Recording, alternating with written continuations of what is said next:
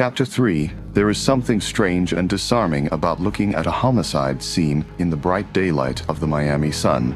It makes the most grotesque killings look antiseptic, staged, like you're in a new and daring section of Disney World. Dahmer Land, come ride the refrigerator. Please hurl your lunch in the designated containers only. Not that the sight of mutilated bodies anywhere has ever bothered me. Oh no, far from it. I do resent the messy ones a little when they are careless with their body fluids, nasty stuff. Other than that, it seems no worse than looking at spare ribs at the grocery store.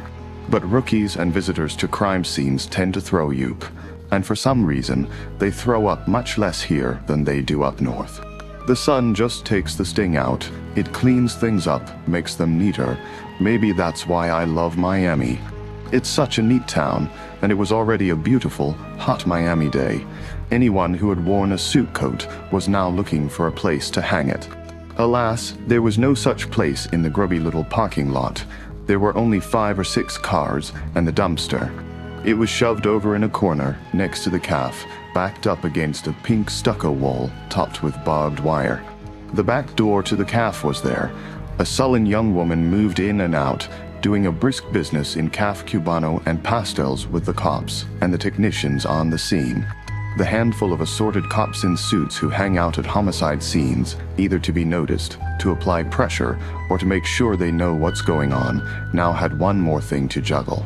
Coffee, a pastry, a suit coat. The crime lab gang didn't wear suits. Rayon bowling shirts with 2 pockets was more their speed. I was wearing one myself. It repeated a pattern of voodoo drummers and palm trees against a lime green background. Stylish but practical, I headed for the closest rayon shirt in the knot of people around the body. It belonged to Angel Batista, a relation, as he usually introduced himself. Hi, I'm Angel Batista, no relation. He worked in the medical examiner's office. At the moment, he was squatting beside one of the garbage bags and peering inside it. I joined him. I was anxious to see inside the bag myself. Anything that got a reaction from Deborah was worth a peek. Angel, I said, coming up on his side. What do we have? What you mean we, white boy? He said, we got no blood with this one. You're out of a job, I heard. I crouched down beside him. Was it done here or just dumped? He shook his head. Hard to say. They empty the dumpster twice a week. Thighs has been here for maybe 2 days. I looked around the parking lot, then over at the moldy fod of the cacique. What about the motel? Angel shrugged. They're still checking, but I don't think they'll find anything. The other times, he just used a handy dumpster. Huh, he said suddenly. What? He used a pencil to peel back the plastic bag. Look at that cut. The end of a disjointed leg stuck out, looking pale and exceptionally dead in the glare of the sun. This piece ended in the ankle, foot neatly lopped off. A small tattoo of a butterfly remained, one wing cut away with the foot. I whistled. It was almost surgical. This guy did very nice work, as good as I could do. Very clean, I said. And it was, even beyond the neatness of the cutting. I had never seen such clean, dry, neat-looking dead flesh. Wonderful. Me kego NDs on nice and clean, he said. It's not finished. I looked past him, staring a little deeper into the bag. Nothing moving in there. It looks pretty final to me, Angel. Look it, he said. He flipped open one of the other bags. This leg, he cuts it in 4 pieces, almost like with a ruler or something, huh? And so this one, and he pointed back to the first ankle that I had admired so deeply. This one, he cuts in 2 pieces only. How's come, huh? I'm sure I don't know, I said. Perhaps Detective Lagerta will figure it out. Angel looked at me for a moment, and we both struggled to keep a straight face. Perhaps she will, he said, and he turned back to his work. Why don't you go ask her? Haste Lugo, Angel, I said. Almost certainly, he answered, head down over the plastic bag. There was a rumor going around a few years back that Detective Migdia Lagerta got into the Homicide Bureau by sleeping with somebody. To look at her once you might buy into that. She has all the necessary parts in the right place, is to be physically attractive in a sullen, aristocratic way. A true artist with her makeup and very well dressed, Bloomingdale chic, but the rumor can't be true. To begin with, although she seems outwardly very feminine, I've never met a woman who was more masculine inside. She was hard, ambitious in the most self-serving way, and her only weakness seemed to be for model, handsome men a few years younger than she was. So I'm quite sure she didn't get into homicide using sex.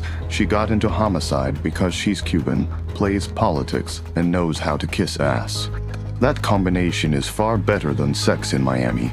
La Goethe is very, very good at kissing ass, a world-class ass kisser. She kissed ass all the way up to the lofty rank of homicide investigator. Unfortunately, it's a job where her skills at posterior smooching were never called for, and she was a terrible detective. It happens, incompetence is rewarded more often than not. I have to work with her anyway, so I have used my considerable charm to make her like me. Easier than you might think. Anybody can be charming if they don't mind faking it, saying all the stupid, obvious, nauseating things that a conscience keeps most people from saying. Happily, I don't have a conscience. I say them. As I approached the little group clustered near the calf, La Goethe was interviewing somebody in rapid-fire Spanish. I speak Spanish. I even understand a little Cuban, but I could only get one word in 10 from La Goethe. The Cuban dialect is the despair of the Spanish-speaking world. The whole purpose of Cuban Spanish seems to be to race against an invisible stopwatch and get out as much as possible in 3-second bursts without using any consonants. The trick to following it is to know what the person is going to say before they say it. That tends to contribute to the clannishness non-Cubans sometimes complain about. The man La Goethe was grilling was short and broad, dark, with Indio features, and was clearly intimidated by the dialect, the tone, and the badge. He tried not to look at her as he spoke, which seemed to make her speak even faster. No, hey Nadia Fura, he said softly, slowly, looking away.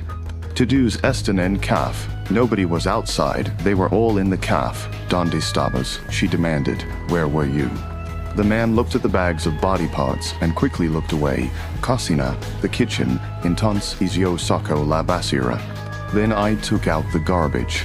La Goethe went on, pushing at him verbally, asking the wrong questions in a tone of voice that bullied and demeaned him until he slowly forgot the horror of finding the body parts in the dumpster, and turned sullen and uncooperative instead.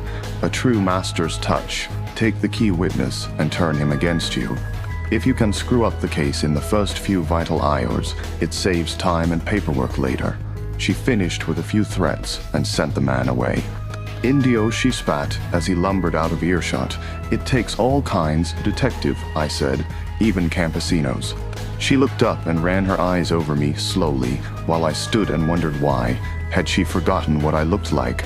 But she finished with a big smile. She really did like me, the idiot. Es al anis, Dexter, what brings you here? I heard you were here and couldn't stay away. Please, detective, when will you marry me? She giggled. The other officers within earshot exchanged a glance and then looked away.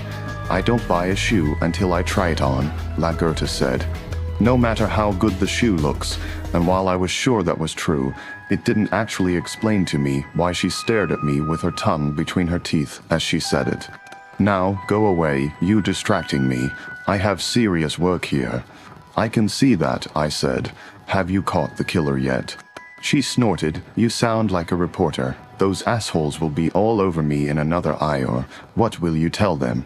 She looked at the bags of body parts and frowned, not because the sight bothered her. She was seeing her career, trying to phrase her statement to the press.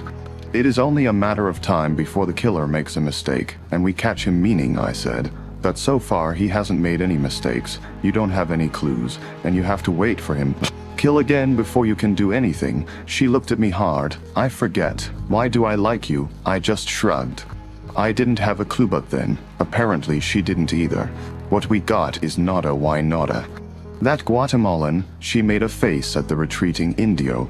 He found the body when he came out with the garbage from the restaurant.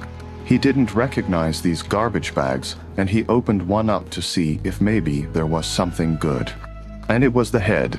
Peekaboo, I said softly. Nothing.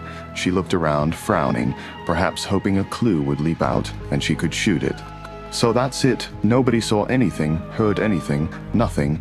I have to wait for your fellow nerds to finish up before I know anything. Detective, said a voice behind us. Captain Matthews strolled up in a cloud of Aramis aftershave, meaning that the reporters would be here very shortly.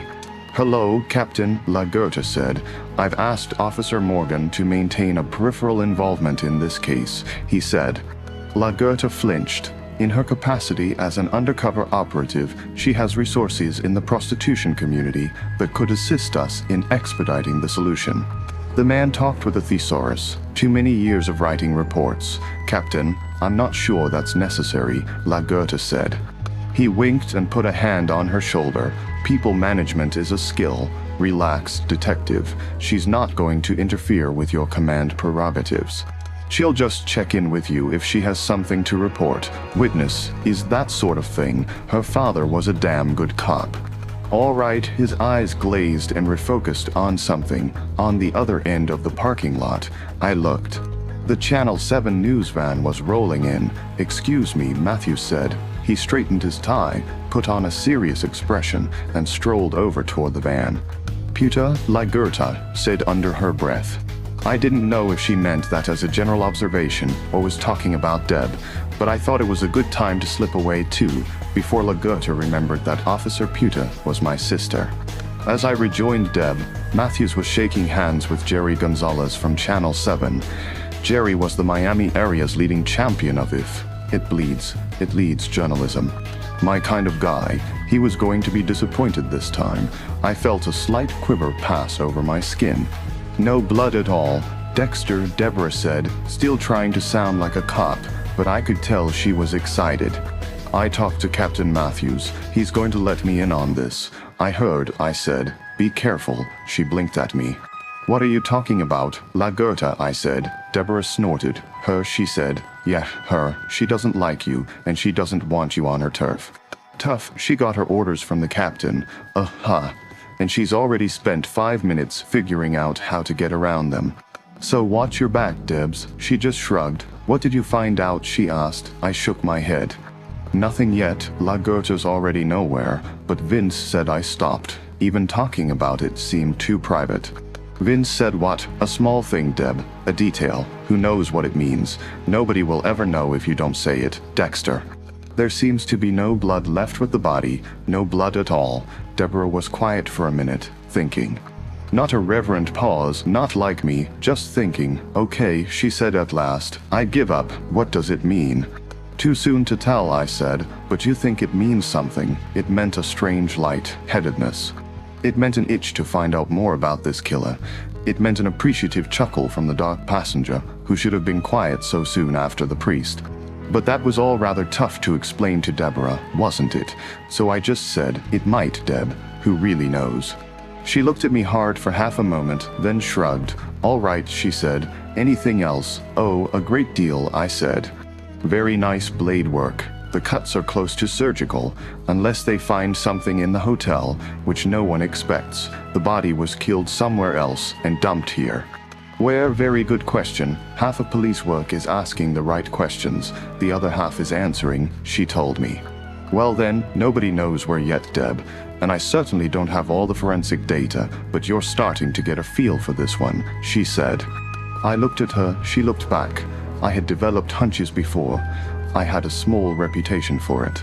My hunches were often quite good, and why shouldn't they be? I often know how the killers are thinking. I think the same way.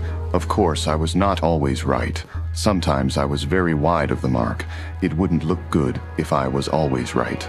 And I didn't want the cops to catch every serial killer out there. Then what would I do for a hobby? But this one, which way should I go with this so very interesting escapade?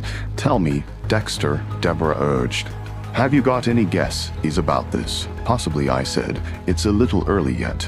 Well, Morgan, said Lagerta from behind us. We both turned. I see you're dressed for real police work. Something about Lagerta's tone was like a slap on the face. Deborah stiffened. Detective, she said. Did you find anything? She said it in a tone that already knew the answer. A cheap shot, but it missed. Lagerta waved a hand airily. They are only pewters, she said, looking hard at Deb's cleavage, so very prominent in her hooker suit. Just hookers, the important thing here is to keep the press from getting hysterical.